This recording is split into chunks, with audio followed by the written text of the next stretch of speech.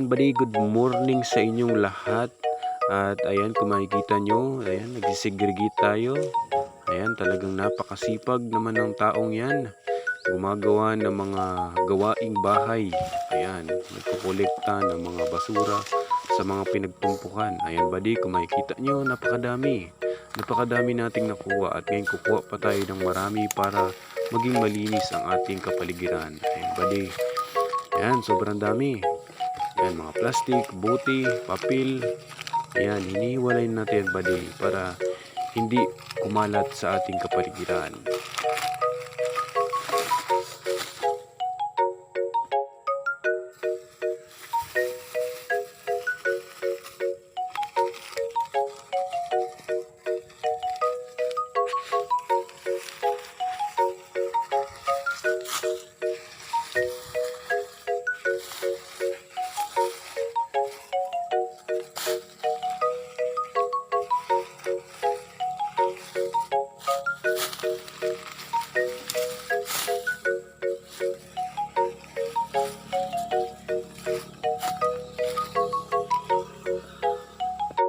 Ayan buddy, again good morning sa inyong lahat. Ayan, kung makikita nyo, this is my second week of segregating.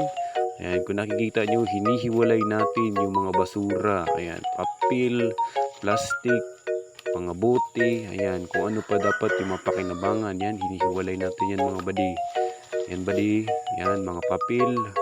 Ayan, talagang napaka-importante buddy na mag-segregate tayo para maiwasan natin buddy yung maraming kalat sa bahay. Ayan, gumagawa talaga tayo ng mga gawaing bahay para makatulong tayo sa kalikasan. Di lang sa kalikasan buddy, pati sa ating pamilya.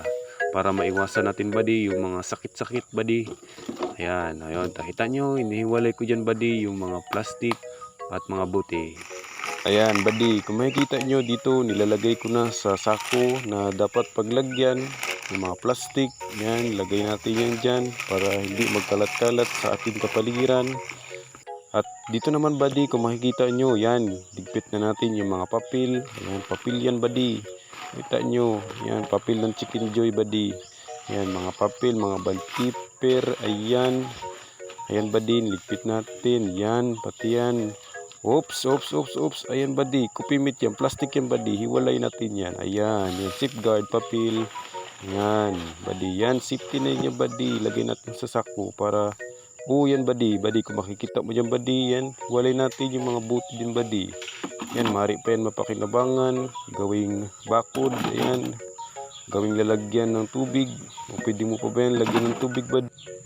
Ayan buddy, good morning again. Ayan, this is my third week of segregating buddy. Kung makikita mo dyan buddy, hinihiwalay natin yung mga buti para magamit pa natin. Ayan, hugasan lang yan buddy, pwede pa yan magamit. Oops, ayan buddy, yan, hiwalay natin yan mga buti para magamit pa natin paglagyan ng mantika, paglagyan ng suka, ano pa man buddy. At pwede rin natin yan buddy ibinta. Ayan, ayan buddy ha.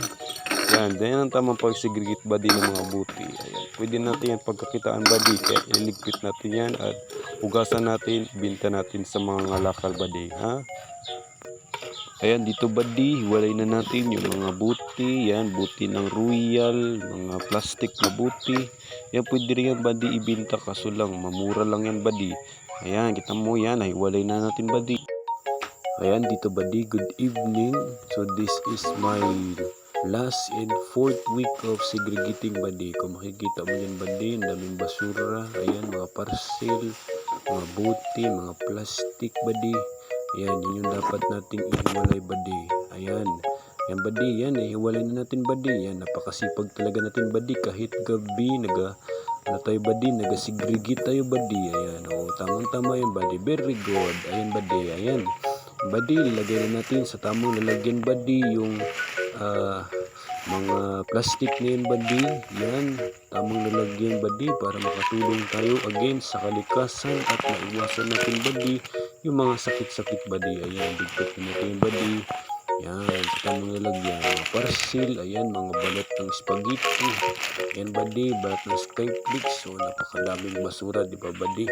Marami pa yan buddy, napuno ko nga yung sako. Ayan buddy, ngayon mga ano naman buddy, mga buti, ayan, buti ng sundok, buti ng suka, buti na Sunrox na violet mga buddy, buti na hook. Ayan buddy, pigpit natin lahat buddy para maging malinis ang ating kapaligiran buddy at maiwasan natin ang mga sakit-sakit buddy.